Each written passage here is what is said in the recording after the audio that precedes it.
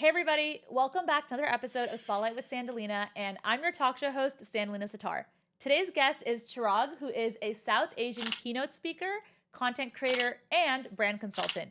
And you can also catch him on the History Channel's latest docuseries, Mega Brands That Built America. What really captivated me about him was his warm and bubbly presence, and he was just really easy to get along with and kind of a good face to know when you don't know anybody else in the room. So I thought it'd be a really great idea to bring him onto the show and learn more about his journey and what brought him to where he is today. Spotlight with Sandalina. Let's go. We all knew the day was coming.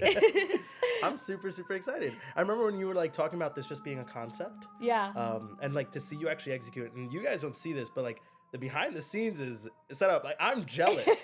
And I've been doing like video interviews for a while now, and I have nowhere near like as cleanly set up as it is. Oh my here. gosh, that's such a This big is compliment. cool. This Thank is really you cool. so I mean, to much. see someone take it from idea to like actually building out Yes. something, it's insane to watch you do that. And I also want to touch upon that for the audience too. So he does business consulting, and a huge part of, what brought us closer together was I actually reached out to him for help. So before I started this talk show, I knew that you did some consulting services. So I thought I'd just reach out and kind of get your take on things.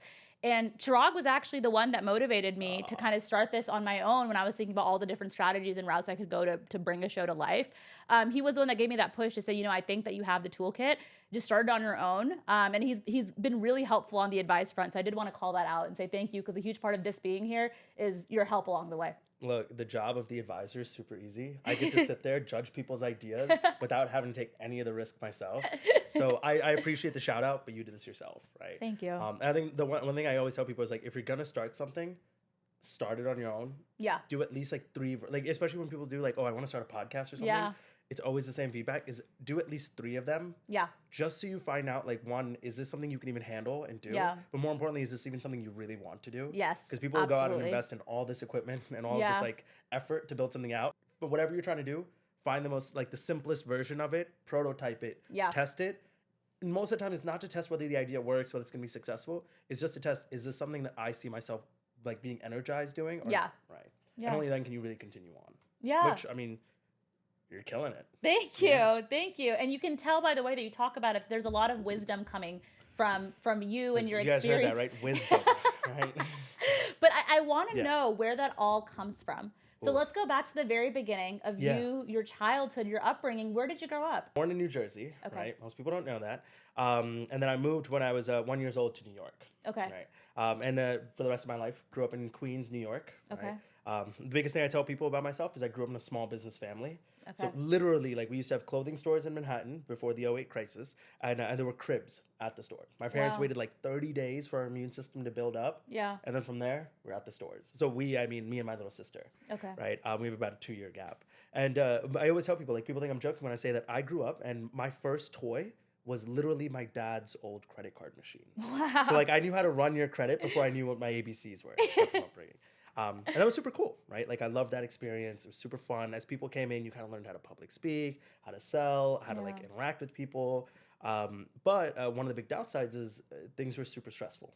Like you waited and hoped and prayed in some days that people would walk in through that door. Yeah. And that entire experience, especially as a young child, is like very, very like that. It was a weird place to be in because on one hand you're an entrepreneur, you're an entrepreneur family, small business family. Yeah. So you have this idea that hey, I control my destiny. However hard I work, I can bring home money. Blah blah blah. Right. Yeah. And on the same boat, like in the same boat, we were sitting there going, I really hope someone walks through that door today. I really hope someone. And some days people didn't. You were sitting there going like, am I missing something? Is there something wrong with me? Yeah. Right. On days you're doing really well, I'm the greatest person in the world. On days you're not, you realize, oh my God, I can't control anything. And the one thing that I did notice that I could control or that was controllable was marketing and branding. Right? We also had a clothing store in Jamaica, and I always remembered like the Nike store, no matter what happened, always had a line. Yep. Right. But for some reason we didn't. Right. And that like kind of stuck with me, this idea of like what makes marketing, what makes a brand. We used to have this old computer at the store this beat up, I think it was like an HP computer that barely could do anything. But what it could do is like go on the internet and let me search things on Google. Really, really slow internet. And I would constantly try to search up things about marketing and branding. And the most frustrating thing, buy this course. Go to this college. Yeah. Right? Here's this paywall. Yeah. And I just remember just getting frustrated with that, right? And so I started making a list of all these business books that I wanted. And I was like, one day when I have the money and I can afford it, I'm going to buy all these business books. I'm going to learn as much as I can, and I'm going to help my family. Oh, how old were you at this point? I mean, this is growing up to like 7 onwards, right? Kind of thing. That's so adorable. I appreciate it. I'm adorable. No, I appreciate that. I mean, look, the interesting thing about the stories that we tend to tell people as we get older is in the moment, I don't think I realized what I was doing. Sure, it's a hindsight thing. Yeah, in hindsight, you notice threads and you pull at them and you realize, oh, damn, that was a trend. But yeah, so I started collecting all these, the names of all these business books and everything, and I went to college. I was fortunate enough to go to college at Lafayette College out in Pennsylvania. So before we get there, I want to dig into that. Before we get there, let's go back a few steps and let's go back a little bit more to the family, because I want to understand the dynamics in the household and sort of the parenting philosophy that led you to become the person you are today. Yeah. So you mentioned that you were small business owners as a family. So was that mainly your dad leading? Was your mom also involved? Oh, both. Okay. We had it's interesting. We, both of them are super big powerhouses in their own way. Okay. Right? And I think they both have found a very healthy way to figure out who's going to be in charge of what. How would you describe each of their personalities if you had to assign like traits and archetypes? Oh, yeah. So my mom is movement. Quick. Okay.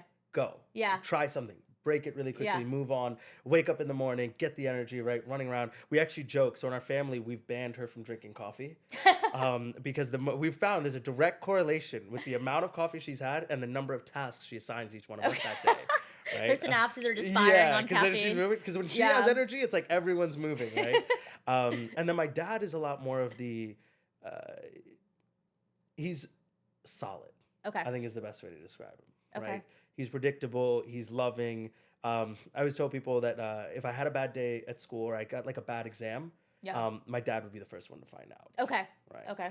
So he's dependable and he's very, very. I'm very fortunate of the privilege that I've had of having both parents around. Sure. But having a family space where we were encouraged to take risks, dream big, and like we were allowed to fall. I knew I was going to get yelled at if things went wrong. I got yelled at a lot, right? Yeah. But I always know no matter what, like we have this big rule that no one goes to bed angry. Yeah. Right. That's huge. And like that environment was really safe. Yeah. Yeah. Yeah, that makes a lot of sense. Yeah. And then also you mentioned you have a younger sibling. So what was the sibling dynamic? Are you the oldest child, middle child, younger child? Yeah. So I have an older sister and a younger sister. Okay. Right. Middle child. Okay. That's why I love the attention all the time, right? But I joke about it. And like, older sister, younger sister. Dad usually was at the stores, right? Mom had to take that sort of working at the stores as well as like raising the kids kind of mentality. Yeah. But so I grew up pretty much surrounded by these 3 incredibly sort of strong-willed, confident, like just superstar women right around me. I always tell people like my younger sister might as well be my older sister, right? Like she's the responsible one checking in. So here's the thing. If I'm out late at night, chances are you won't see a call from my mom or my dad. You'll see a call from my little sister. Okay, wow. Like, hey, are you okay? What time are you getting home? Yeah. Right. And she's my rock. Absolutely. She's hands down the most important person in my life to me. Okay. Not only to me, but a big reason of who I am today. Yeah. The way I've turned out. Right. Yeah. And then my older sister is my sort of, she's kind of almost like a maternal figure for me. Okay. Right? Okay. There's a pretty large gap between us in age. And so to me, I've always just grown up knowing that like, there is another person aside from my parents who I can go to for things. So very matriarchal sort of structure in the family, which I think is huge. And I think that goes to show, because in a lot of social settings too, like you're one of the guys that women feel very comfortable talking to. Seriously, as a friend, it's like, he's calm. He's not going to be weird. Like, you know how to interact with men and women, which is really important. And I want to double click into something you said. Yeah. They always say all good jokes have truth to them. Yeah. So you joke about this a lot, on social media, off camera, on camera, about, needing attention as a middle child. Yeah. I want to go a little bit more into that because I'm sure there are viewers that kind of feel the same way and maybe are afraid to admit it. So tell me about where that is. Does it come from like, having split attention, like a negligence of attention because there's like an older child, younger child? Tell me about that dynamic. In addition to being the middle child, I'm also the only son. Right. And we know like in South Asian cultures, especially, you're kind of the ground you walk on is worshipped sometimes, right? Our parents have done a really good job of sort of making sure that that's not like the sort of gap isn't that wide. But huge. I guess it's easy for me to say. I mean, I guess you'd kind of have to ask my sisters there. I almost want to say it's less from being the middle child. Okay. And it's more so of growing up from those stores. Okay. So for example, like if it rained if it rained outside. Yeah. Right. One of my favorite things to do with my dad. And imagine like 6 or 7 year old Chirag standing out in the rain with my dad, selling those little cheap like umbrellas. Right, at the corner of the block of the shop, right? Yeah. And these are a lot of people who this is back when weather was unpredictable, so no one really carried around these umbrella. And people were okay with the idea of okay, it's a cheap umbrella for $2, I'll buy it. Yeah. Just because I just need it for now and I'm gonna throw it away when I get home. Yeah. And so we would scream literally in the shower. It's like, get your umbrella, get an umbrella. It's raining, right? Wow. And I think I just grew up with this idea of constantly knowing that attention is probably the most powerful currency Yeah. kind of idea. But if you look at the family side, everyone has their own worlds, right? Dad was caught up in his sort of business mindset of what he wanted to do. Mom was set up in her own like business mindset family. Yeah. Little sister has her own life. Older sister has her own life. And I think what we found is over time, the best way to be able to know, to make sure that we were all kept up to date on what was going on, is how good we were at telling each other our stories. And I think so we got practice from a very young age that like if you could tell, like how can you best tell the story, right? Yeah. Everyone in the family has something to say. You've got to go quickly, tell your story, make sure everyone understands why it matters. Because we're really big on celebrating everything collectively as a family. Yeah. So it's like from a very young age, I've always been taught is like whatever happens in my life, it doesn't just happen to me. I have to now sit down, figure out a way, okay, what just happened? How can I summarize it? What's the most important information? Because I always knew that as soon as I got home, I was going to people were going to ask that. As somebody, as a transplant in New York, I see a lot of these kids with their parents kind of like, selling candy on street corners or on the subways. And, it's very easy to kind of just let that kind of happen in the background. But I'm realizing for you, that's probably a very different experience. Like when you see those kids, you're probably seeing a little bit of yourself in them. And you're probably reaching out and smiling and interacting with them more than the average jerk New Yorker like myself. It's like, I gotta get out of my way. And so, I don't know, I just had that realization. Is that true? Yeah, no, absolutely. I mean, in general, it kind of blows my mind sometimes to like, look, like that it's like the typical, it's like everyone who gets on a podcast, first thing they realize like everyone else exists and has their own dreams and thoughts. But it is kind of wild to imagine, and you're right? Like it is interesting to note. I'm gonna be honest though, I'm a bit ashamed to say that I think over time I've forgotten a little bit about that. Because like right now I'm trying to think in my mind, when was the last time I noticed something like that? Yeah. And I think it's been a while. But you're absolutely right. I think growing up, like I was aware of the struggle that like other people are going through, knowing that, hey, cool, like I've seen that kind of struggle. Yeah. Right. You come from it. Yeah. And I think what I've also found over time is like the ability to be like, okay, let's give everyone the benefit of doubt.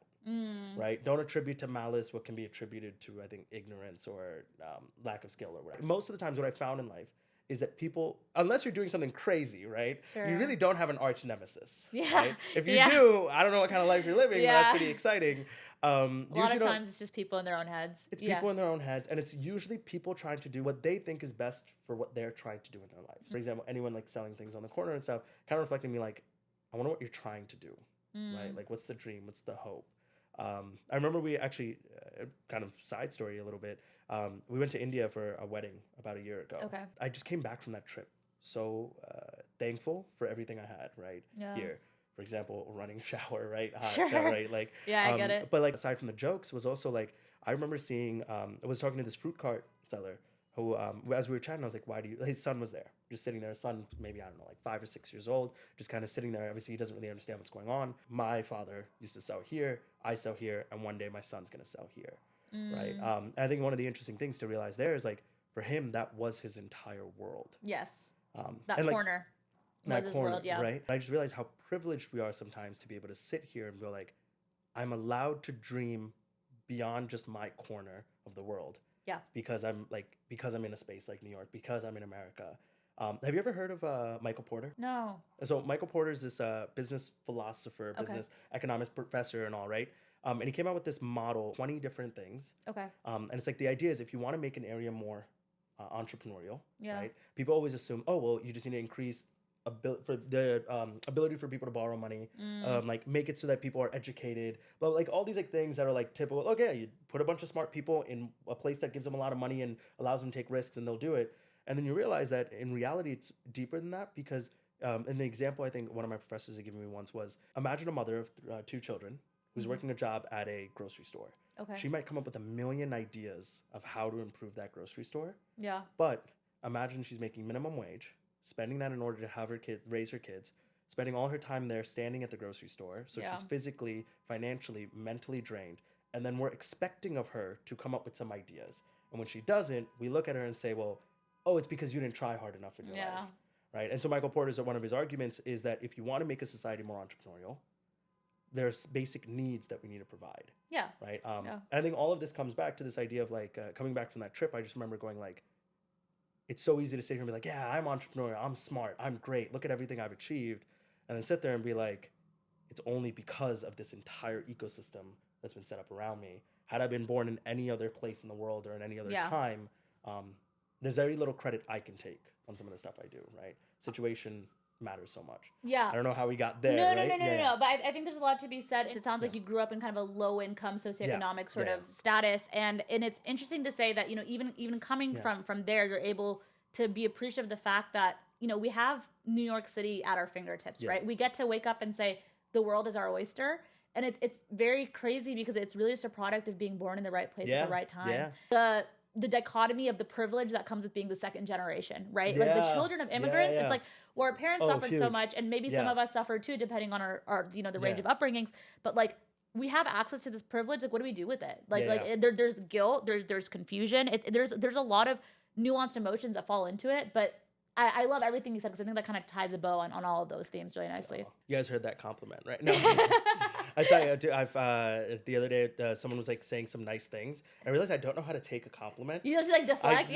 So I deflect like with comedy. And what I found is a great deflection tactic is I'll be like, wait, compliments only count if other people can hear it, and then pulling some random person into the conversation. And then, like, that always gets them to, like, start talking to them. And it's like, okay, cool. I didn't have to respond to that compliment. I know you also work at Google. So tell me a little bit more about landing that role. Oh, my God. And then how that sort of happened. Kind of almost as a joke. Okay. Right? Now thinking I was going to get in. So at the time, I was working on a startup idea. Right? Okay. But my family, being Indian immigrants, entrepreneurs, business owners, were like, don't do that at all. Right? Yeah. They're like, get a 5 to 9, get a 401k, get weekends off and everything, right? But I was like, no, I'm going to work on this, right? And we had this whole plan. We were going to get on track to raise $250,000 by the end of the year. Oh, wow. Yeah, at that time, if you put machine learning on a slide, for every slide you had that, you got like 50,000. It was easy, right? And this was back when machine learning was like the big sort of What year is this? I want to say 2018, 2019. Okay, that sounds right. Because now I'm like, that wouldn't fly as easily. No. I mean, now it's AI, right? Yeah. But AI is the new ML. Yeah. So we were on track to raise this. So like, what parents are going to say no to this? Yeah. And then I remember opening up. I had 15 minutes, and this is a completely true story. People think I'm really telling the truth here. 15 minutes before my next class, I opened up Microsoft, Apple, Google, because it was the first 3 companies that came to mind. Yeah. Google was the only one that didn't ask for a cover letter at the time. And so I had 15 minutes before my next class, and so I just submitted it, right? Yeah. I was like, there's no way, imposter syndrome at the time. And then Google kept me stringing along for a couple months. And so it was just a cold application. You didn't even network your way in. You just so I did later on. Then I did end up meeting someone who worked at Google, and I was like, "Oh, hey, by the way, I've also applied." But right? still, but it was casual. Huge. But like again, the intention was never. The imposter syndrome at the time, right? Yeah. I was like, "There's no way Google's gonna say hi to me, to do this." And Google kept me stringing along for months, and that was perfect for me because every time my family called while I was out raising money for my idea, I would just tell them, "Oh, I'm still waiting to hear back from Google." Yeah. Right. But then all of a sudden, Google comes back and says, "Hey, we have this internship opportunity. Come by." Okay. And at that point, most of the investors we had lined up were all alums, and they were like, "Dude, when Google knocks, you don't say no, right?" Yeah, of course. And so then I went, and I fell in love. The internship was in Michigan. I fell in love with the Google culture, with the space. Wow. And then when I came back, they offered me a full-time opportunity. I was fortunate enough, and I just haven't looked back since then. Okay, so what's your title today? So today I'm a Platinum Customer Success Lead. Okay, right. And in layman's terms, in 1 or 2 sentences, what does that mean? Easy. It's like a mix of proactive problem solving and crisis management. Okay. Advertisers are spending a large amount of money on advertising on Google Ads. Okay. Things go wrong. Tensions are high. Situation goes crazy. I come in to essentially help, one, keep everyone calm, figure out what's going on, coordinate internal resources to make sure we're solving the problem. And then the goal is also to be proactive, right? Can I identify problems before they even happen, solve for them, and work with the client?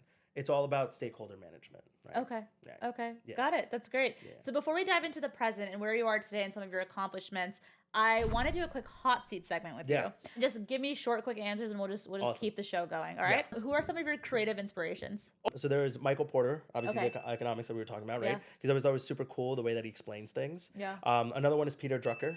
When he was sort of teaching some business management stuff, people used to look at employees as just some a thing that you would move around. His whole argument was that these are people, and if you invest in them, the rest will figure its way out. Okay. Another person was Simon Sinek. Have you ever heard of Sinek? I actually have heard of him. So my former boss was obsessed with him. He had a TED Talk that went viral, and I just loved how simple he made things. People don't care about what you do; they care about why you do it. Yeah. What's your favorite movie? Lions of Punjab.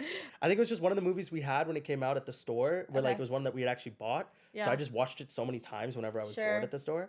But it was also one of the few times where like I saw Punjabi cinema, which, okay, my family's Punjabi and I'm very proud of the fact that I'm Punjabi. Yeah. I want to say that that was one of the movies that was a bit of a turning point for Punjabi cinema. Okay. To go from like, I think it's grassroots to more of like a professional sort of industry.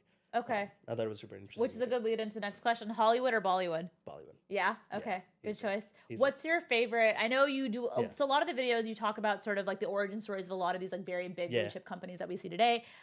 What's your favorite company to follow? Oh, Heinz. Easy. Heinz? Oh, easy. Okay. Easy. In 15 Heinz, seconds, yes. why? Oh, because their marketing team is insane. I swear I feel like these people are on drugs. Your brand is what you want people to say about you. Yeah. Your marketing is how you tell them, right? Yeah. And so for your brand, just pick a couple words that you just want people to use. Yeah. And then your marketing is just remind them of those words. Yeah. Right? So for Heinz, for example, their 3 words are red, slow, and 57. Red ketchup, like a very specific shade of that red means it's high quality. Yeah. Slow, meaning like it's supposed to come out of the bottle really slow. Like they have a specific speed Very that it's supposed to come out. Yeah. That means it's thick, right? Yeah. And then 57 is just like the 57 different flavors or whatever condiments that they say they have, okay. right? And so their marketing is just finding unique ways to remind you. So like, for example, they came out with a puzzle set that was all red, 570 pieces. A red puzzle, 57, that's going to take you a long time. Yeah. They partnered up with Waze in Canada, whereas Okay. like if you were traveling at a certain speed and you were stuck in traffic, you know how it shows you like red, like a red line for traffic? Yeah. They would give you a coupon, right? Red, slow, right? Blah, blah. Wow. And it's like, yeah, like they find these like unique, fun ways. And I Very feel like it's creative. one of those companies that just in Chicago, Chicagoans don't put ketchup on their hot dogs. Like it's a very deep cultural I thing. actually learned that on a work trip once. Yeah. What Heinz decided to do is start putting a bunch of ketchup vending machines all around like famous attractions in Chicago, right? And it's like, we're going to start beef with like Chicagoans and try to change this narrative. I love it. And so it's just like, I love the company for just, it's such a simple product. Yeah. But they found such a beautiful way to just not take themselves seriously, just have fun. Yeah. And just remind people of like, look, we're selling a feeling. More than anything else. What is a stock that you are bullish on? And this is not professional investment This is advice. not professional investment but I'm advice. just curious. I like to ask people this. All. So I rarely invest in singular stocks. Okay. Right? My whole thing is ETFs, keep it simple, right? And if I want to make money, I mean, there's a million other ways to focus, Sure. right? For me, the stock market doesn't really excite me in that sense. Oh, but so I do a lot of safe investments like ETFs. But if I'm going to do singular stocks, I tend to look for companies that are democratizing access. Yeah. So, for example, like if you look back at some of the most successful companies we've seen today, and I'm not saying this as a Google employee, I'm just saying this as an observer in general. Google's big success was democratizing the internet, right? Facebook democratizing access to people, right? So if you can always, Uber was democratizing access to rides, right? So if you can take something that seems like it's in limited supply and hard to access, and make it so that everyone can access it, it tends to be a relatively good business model. Okay. Shopify for me was that, right? Shopify took something that was really complex, creating your own business website, and now has made it incredibly easy and democratized, which means people can start their own businesses. And it's one of the big products I tend to recommend for people when they come to me and they're like, hey, I want to start a business. I'm like, we'll start with the Shopify free trial. Yeah, that makes sense. Shopify sponsor me. Any pinch me moments where you just couldn't believe that you were standing where you were? Yo, yes, very recently. Oh my God. So, Tell us about it. As of, I think about 2 weeks ago, the History Channel. Yep. Right? So the History Channel has a docuseries called Mega Brands That Built America. I'm on season 2 on a couple of the episodes. You are on TV. Yeah, I'm on TV. I mean, the TV part, whatever. I mean, I'm on the History Channel. You're on the History Channel. Like, I mean, it's insane to hear this because I grew up watching the History Channel, right? I'm a huge documentary nerd, right?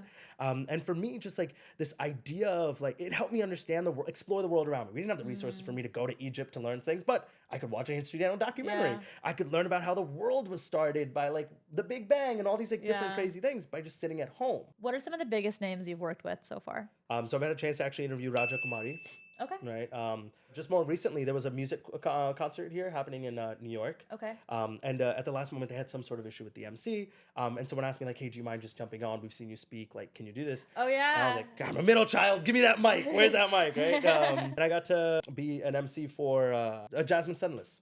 Okay. From Wow, okay. Do you know the song? No, You know no. Okay. I'm just nodding along. Yeah, these are a lot more South Asian sort of pop stars, right? Okay. Okay, very cool. Any embarrassing moments you've had behind the scenes? Oh my God, there was this one time we were interviewing this guy, right? Luckily, he turned out to be very full of himself, a very arrogant individual. Love so even that. as I was going through the interview, it's like it's very tough. Like I pride myself on being able to talk to anyone. I'm struggling to talk to this guy. But all I just remember is he had a dog with us while we were interviewing, and I had a friend of mine helping me interview and all this. This was back when like I didn't really know much about equipment and stuff. Yeah. His dog was literally like going in between the cameras and stuff, and I guess he unplugged a bunch of stuff. Our battery ran out. Our mics got. Can you imagine if there's a dog running around this set right now? I would mess, right? freak out. So literally, we spent maybe 30 minutes with nothing working, and this guy just talking, and us pretending like, yes, this is all recording. I don't necessarily know if that's embarrassing, but it was an unexpected sort of BTS. Yeah. How many first dates have you been on in New York City? Oof. Not a lot, to be honest. Oh, okay. We have a working man on our hands. Busy guy. No. I grew up again, family, right, and stuff, right. Yeah. Really, really close to my family. And so I think I've always been obsessed with this idea of like one day just settling down, right. Like I want to start my family. Traditional, yeah, that makes sense. Like traditionally settling down and stuff. And so then I don't really do a lot of dates in general, right. Every now and then I find someone interesting, and sure, it's like, hey, let's go grab dinner and stuff. But for me, I think it's more of there's a certain place that I want to be at, right? In your life, yeah. In my life. And we'll dig into this in the relationship segment too, by the way. But this is a good intro. It's I don't think I'm ready. I'm not the person yet that I think my future partner deserves yet. Well. And so the first goal is get to that point, and then from there figure out the rest. Do you have any regrets? 110%. One is all this stuff that I do today, right? Like the speaking, the content creation, all that kind of stuff. I've had this idea for years. Right. And at the time, I obsessed over dumb things like equipment, making it very clean. Like it had to be professional.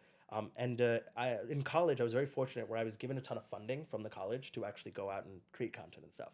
We did create some stuff, but at the time, I kind of squandered that opportunity, to be honest, right? Okay. Because I focused again on the wrong stuff, like equipment and things.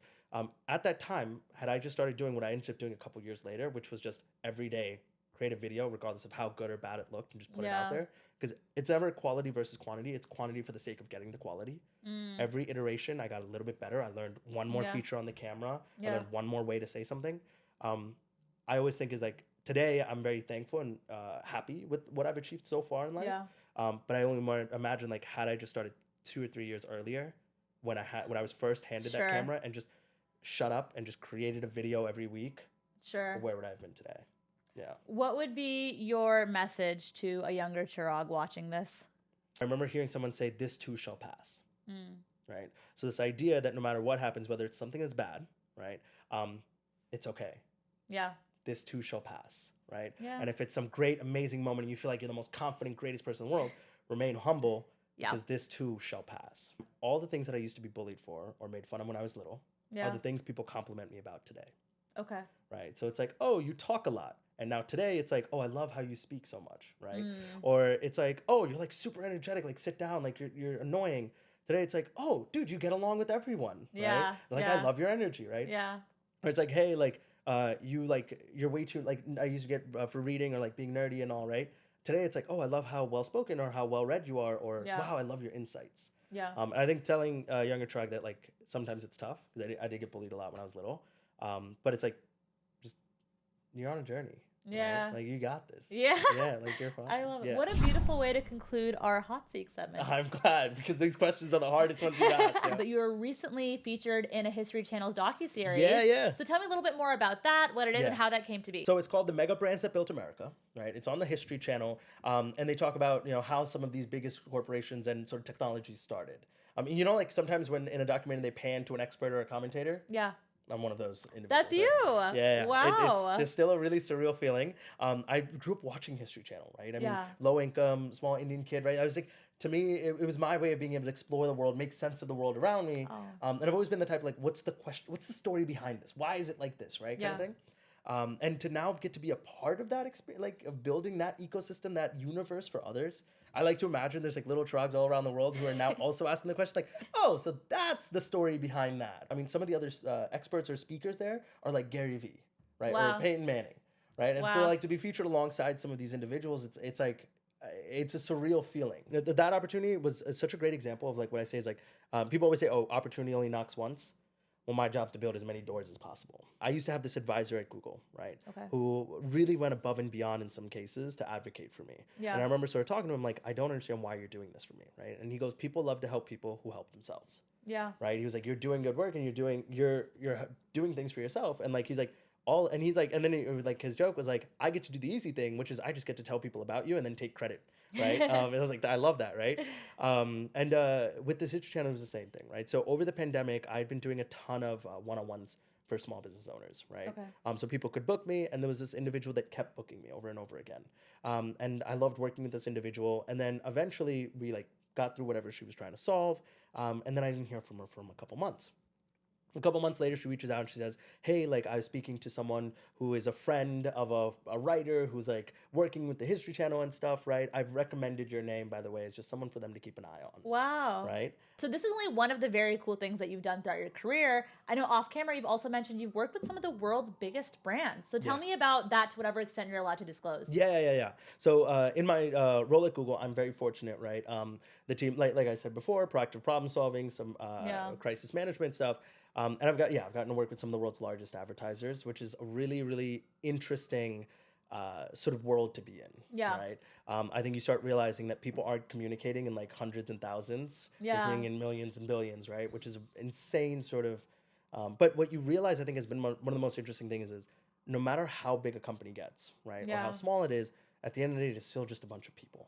Yeah. Right. Yes, that is something I realize day in and day out through corporate America and the creator space. It's all just people. It's just people, right? Yeah. Everyone has their fears, their desires, their family. And Yeah. oftentimes we bond over the similar things, right? Yeah. Everyone thinks older sisters are annoying, right? Like it's Not offended. Not going to take that personally. But it's, I tend to feel comfortable talking to anyone in a room, right? Yeah. And I think part of that stems from when I realized that if I strip away the title that you have or the accolades that you've achieved, you're just another person who, like me, has your fears, your desires and stuff. And my job in an entire conversation, like when I'm networking or talking to someone, is to just find a story that you and I have in common. Yeah. Right? Yeah, find that common ground. Yeah. Yeah. What's the one thing you and I, and if I can't find something that we have in common, then like I want to learn something from you. Right? Sure. And you'll find like, and oftentimes I've found it's like, but it's like, I tend to ask people is like, if I don't know anything else to do, I go like, what are you passionate about? Yeah. Right. Sometimes you can ask like, what does your family do? Right. Yeah. And you'll be surprised how often no one really asks those questions. Yeah. Right. Yeah. We know everyone has like something that they can talk about from their childhood. And we know everyone has some passion or something they're working on. Yeah. When we get a chance to talk about. And then when you see people get excited, it's like, oh yeah, I do this. And cool. Like what is that? Like walk me through it. Oh, I do this, this, and this, right? And you start getting excited and sort of going on a roll, you know you've hit something that's kind of interesting from there.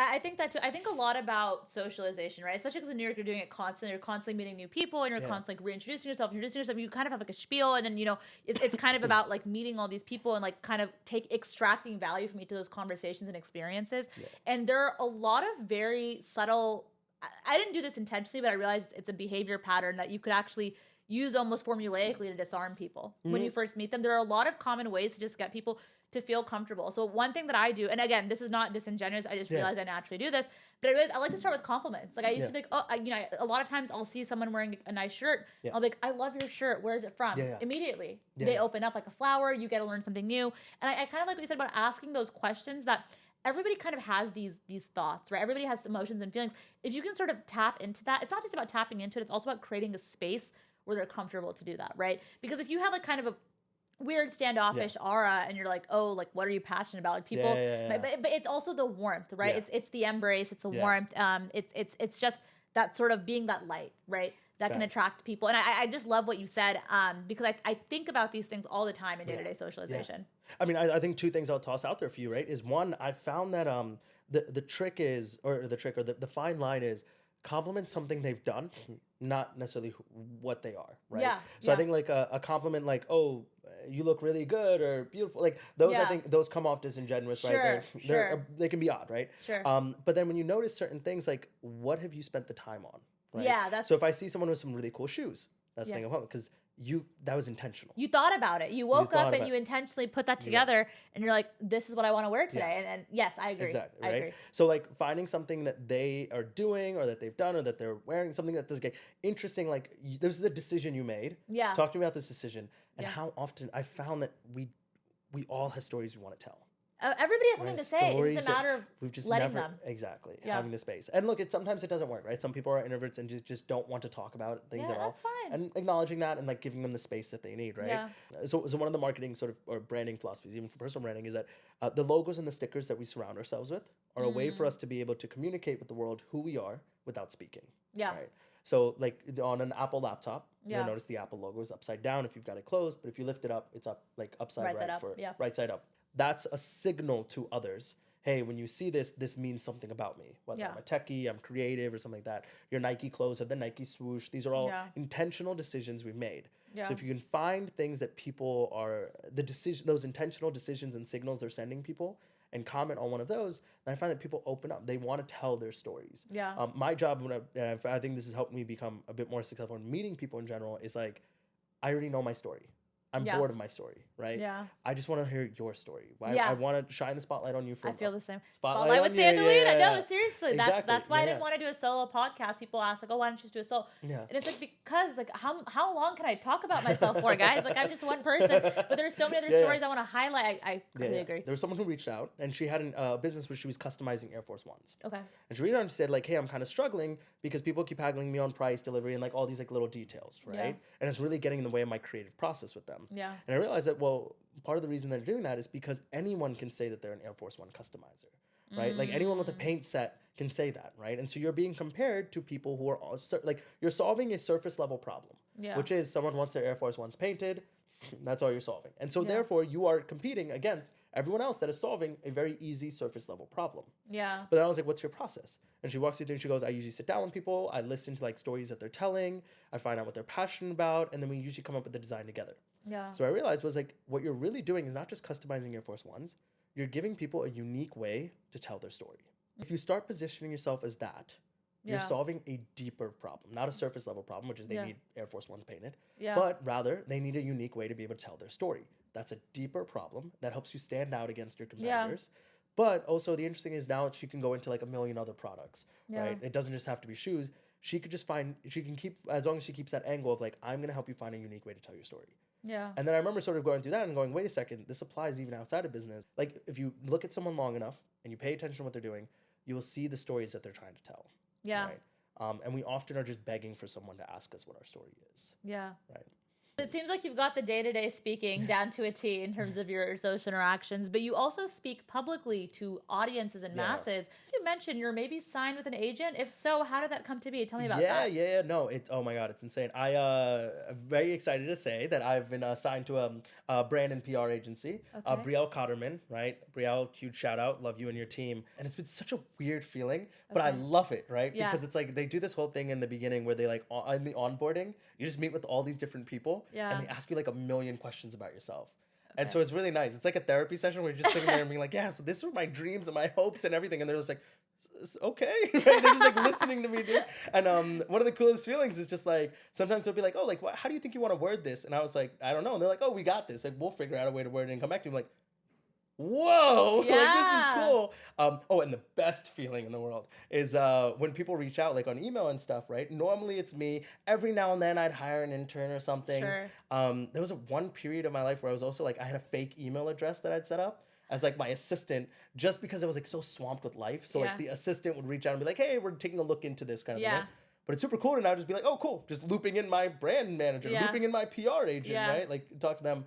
I think there are a lot of elements to public speaking that, I personally wonder about when Yeah. I look at public speakers. And I think there must be a lot of highs and lows that come with it, right? Especially because you kind of mentioned before, Yeah. audience reaction is like a drug. And this is something a lot of Yeah, comedians yeah, talk yeah. about too, right? It's why they do comedy. It's because you get that sort of quick fix, that rush. And I just want to hear more about that adrenaline, that feeling Yeah. of being up there. Oh my God. There is no better drug, no feeling that I love more than when I'm on stage, right? I'm Yeah. talking and I break the fourth wall a lot. Yeah. Right? Like I interact with the audience. I had a videographer once who said that he hated filming any of my talks because I've moved around so much. So he's like, I can't even put my camera on a tripod. I have to run around behind you.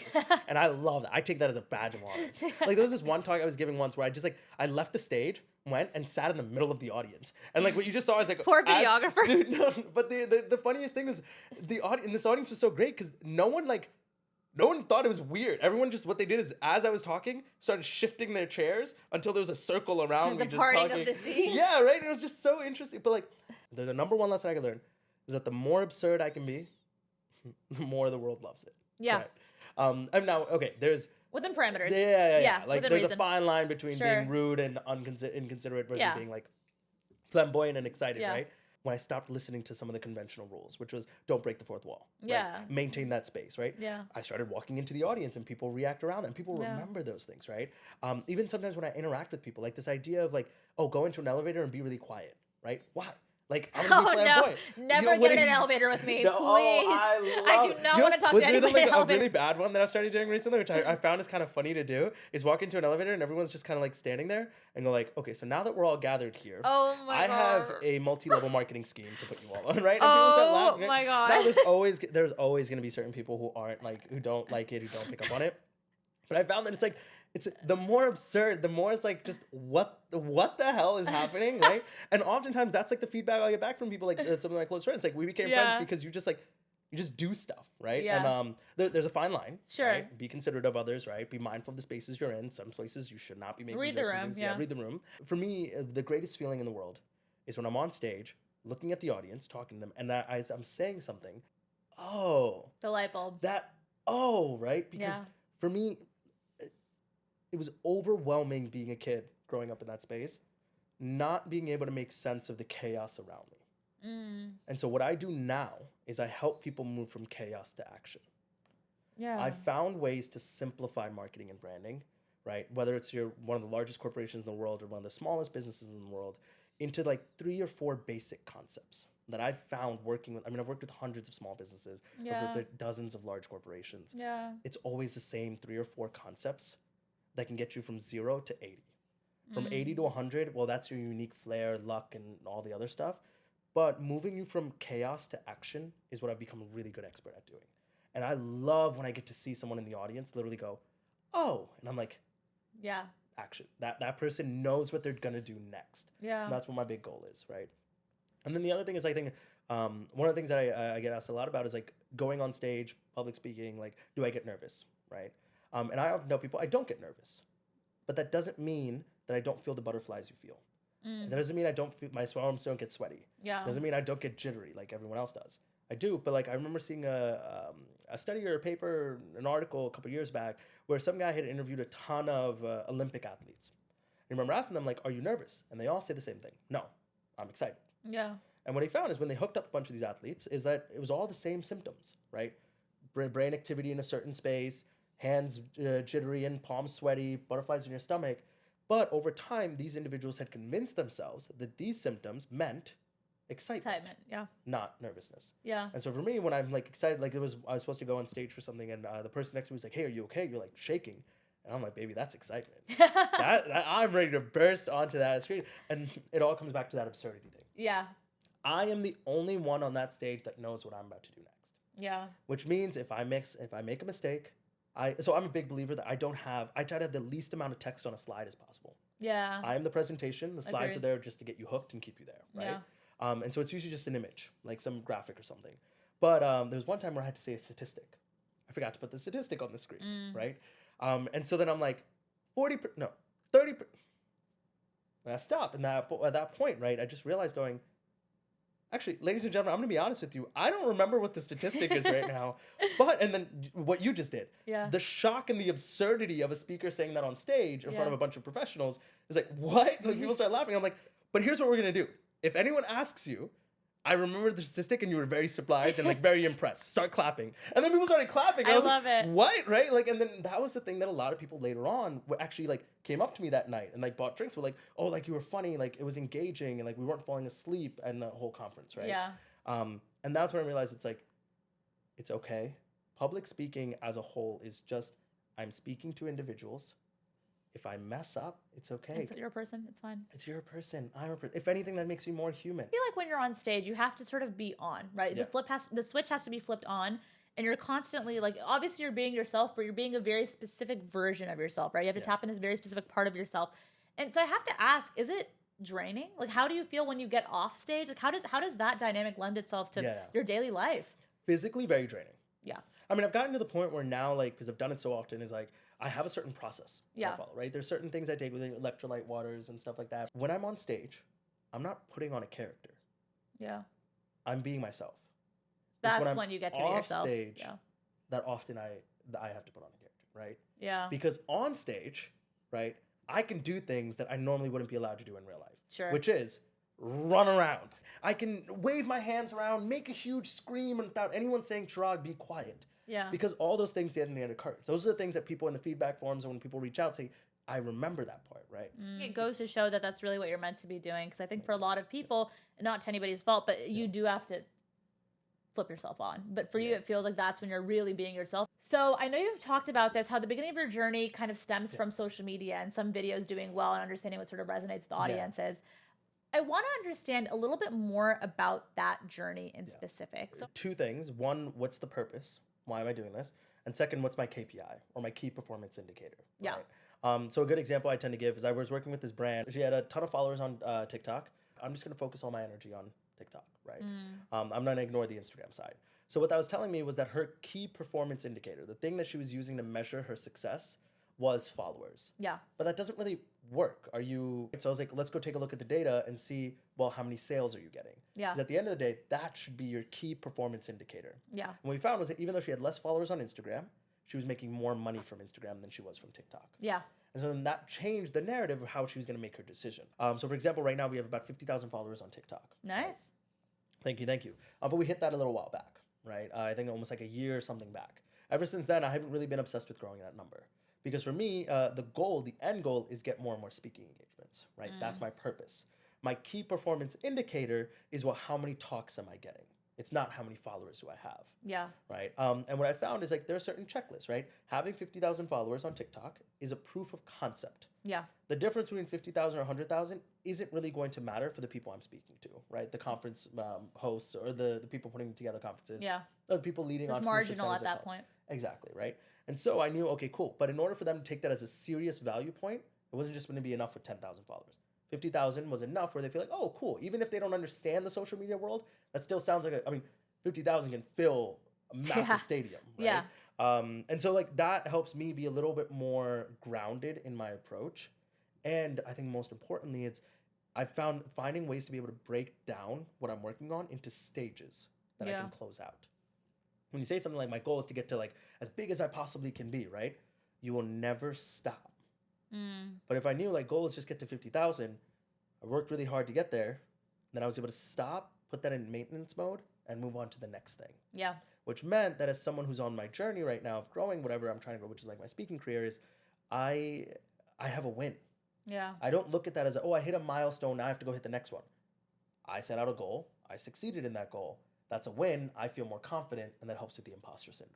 Yeah. Because the greatest way to be able to combat imposter syndrome, what I found, is increase the amount of information you have about the space and then get the small wins so that like you have physical proof that you are not only belong in that space, but are dominating or sort of doing well in that space. That's a really good way to frame it because I think a lot of people, it's very easy to get caught in sort of the dopamine rush, right? Yeah. That comes with all that social media validation.